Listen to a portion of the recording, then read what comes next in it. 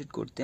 এই ভিডিওটি দেখুন, তাহলে আপনি খুব সহজে আপনার আপশেয়ার অ্যাকাউন্টের মাধ্যমে আপনি আপনার পাসপোর্টটি আপডেট করতে পারবেন বা মালুমাত করতে পারবেন। কিভাবে করবেন আমি দেখাই দিচ্ছি।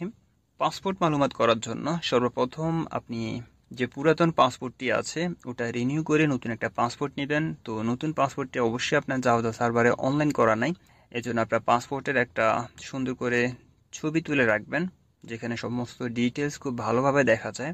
আমি ভিডিওতে আপনাদের কি কি রিকোয়ারমেন্ট আছে সব কিছু বলে দিব। প্রথমে আপনি আপনার আপশেয়ার অ্যাকাউন্টটি লগ ইন করে নেবেন। তো আমি আজকে আমার না, অন্য এক ভাইয়ের পাসপোর্টটি মালুমাত করে দিব। কিভাবে করব, কিভাবে করছি সব কিছুই দেখতে পাবেন। প্রথমে ওনার আপশেয়ার অ্যাকাউন্টটি লগ ইন করে নিচ্ছি।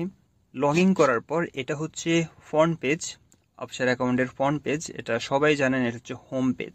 এখানে সার্ভিস যে অপশনটি আছে আপনারা ওখানে ক্লিক করবেন, মাই সার্ভিস। মাই সার্ভিসে ক্লিক করার পর